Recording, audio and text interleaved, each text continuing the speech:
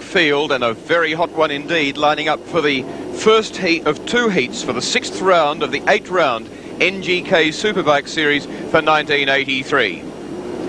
Leading that series, as the flag's about to go, is Mick Cole on 120 points. And with wheels clawing at the air for many of them, they leap away on a 9-lap journey around the Oran Park Grand Prix circuit, with Paul Walkley being rounded up by Phillis. Mick Cole in 3rd position. 83 there was David Shaw. Oil all over the circuit. The riders are going to have to be very careful indeed. That oil all spilt by sidecars in an earlier race. Phillis asserting himself, still Walkley, Cole. Out of the race into the pits just off the start line was Gary Gleeson on the new caddy number 6. Out wide 40, Bill Young from Canberra.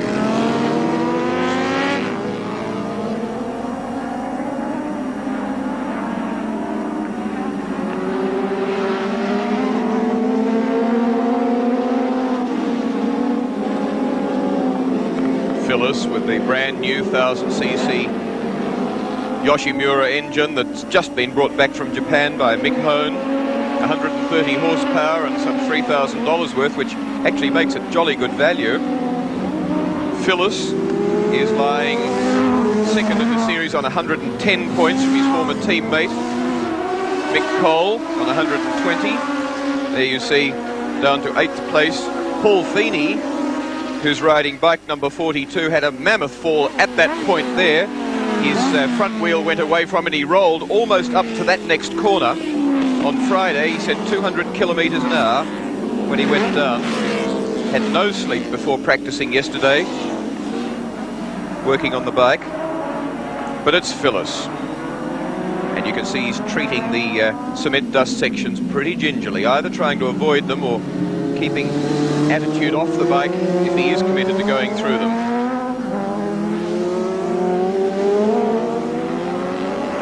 This is the 6th round of the NGK series. Each round has 2 races in it. So far, Phillis has won 5, come second twice, and came 7th in the rain in the 2nd heat here at Oran Park earlier this year. He didn't start in the last round at Winton because he was in Japan competing in the Suzuka 200 for Pops Yoshimura, where he came 7th after stopping to put on fresh tyres halfway through the race.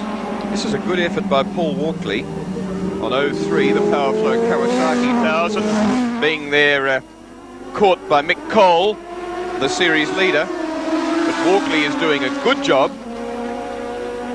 It's Suzuki 1 and 3, Kawasaki sandwiched in the middle.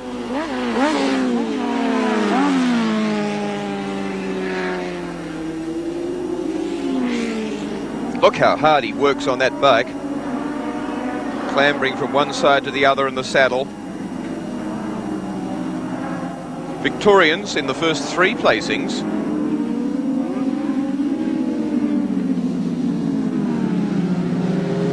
In 4th place on this their 3rd lap is Jeff Thin, another Kawasaki, bike number 2. Then Paul Feeney is 5th, 42, and 6th, 74 is Simon Jones from Victoria.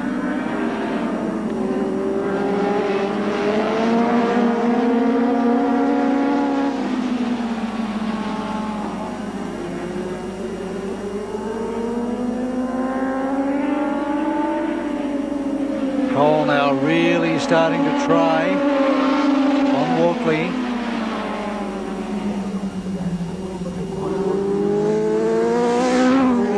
Here he comes down the straight, this time close enough to be right in Walkley's slipstream. That Kawasaki's got the legs. Yes, it's quick down there.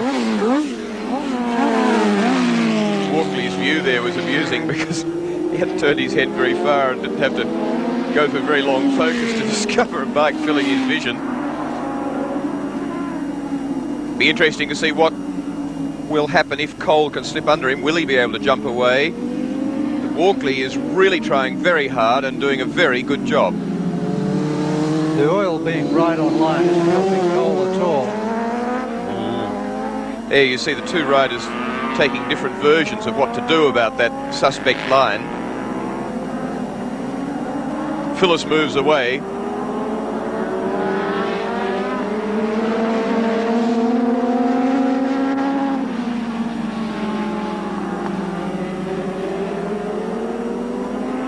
The smooth, experienced, seasoned racer, Mick Cole. Paul Walkley, less successful, but a young charger, goes well. Is going well here.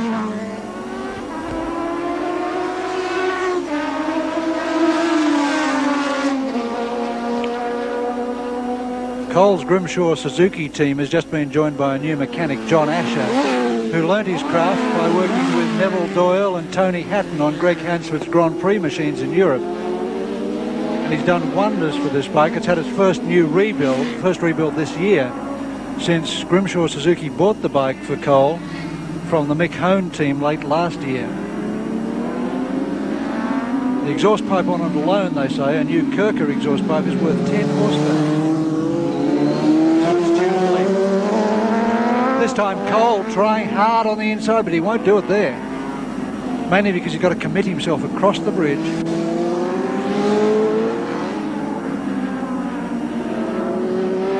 Walkley's doing a good job here. He's not actually holding Mick Cole up, but on the other hand, he's not leaving any openings either.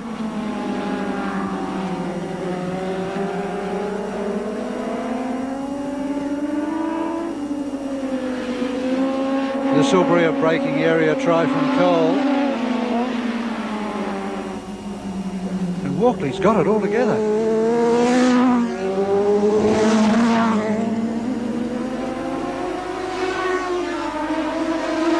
More casual look over his shoulder there from Walkley. He knew just where Cole was this time.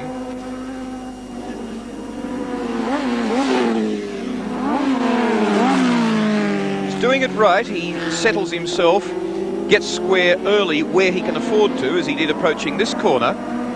Where he's got to be committed early and where he's got to make his entry a bit shallower, as here, he does it.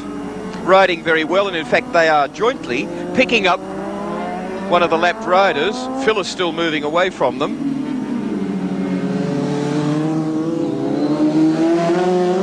Gets out of there well. But you notice the entirely different line there. Oh, and all but done it by Cole.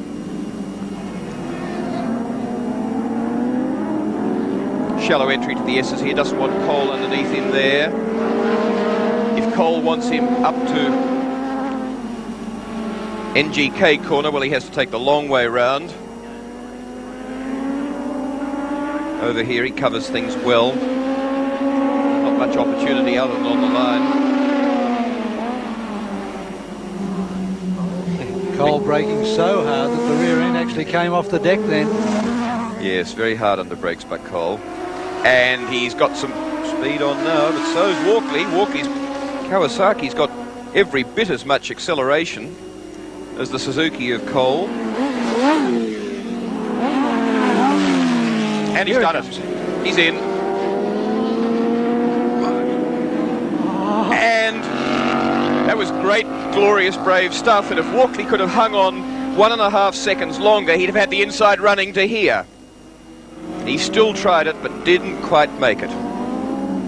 Well, good stuff, clean and very hard riding from both of them. And Mick Cole obviously deserves second place. From that effort, he needs it too, because Rob Phillis romping away in first is only 10 points behind him in the series. The point score allocation goes 15 for first, 12 for second, 10 for third, 8, 6, 5, 4, 3, 2, 1 down to 10th place. No wonder they're running as hard and as fast as they are too, because this is the biggest prize money event at this Australian title meeting. First place is $1,000, second $700, third $450, by comparison with the Australian 500 title race, which has prize money for first of only $500, so it's double the money. Rob Phillis turns a lap of 1 minute 19.2 seconds in the lead. That's 3 seconds outside his own lap record here at Oran Park. And quite understandable when you consider the oil all around the track. His own lap record set nearly 3 years ago in November 80.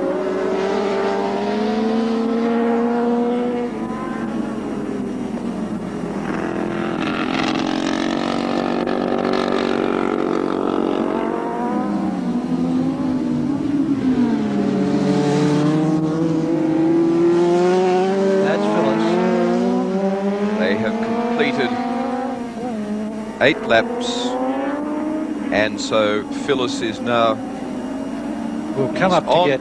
He'll come up to get the blue flag to give him 1 lap to go.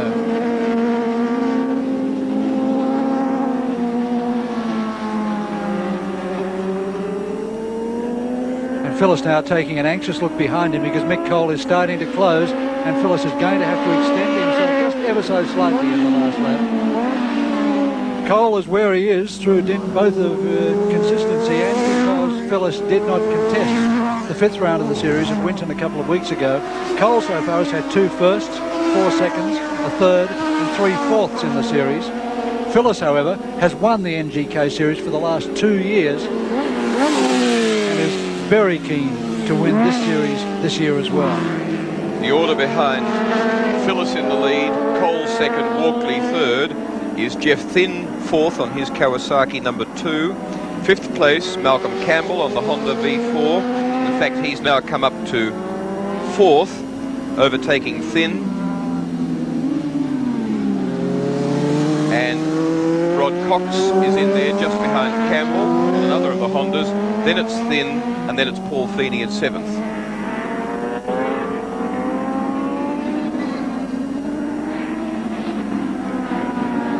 Geez, concise on a motorbike, so smooth.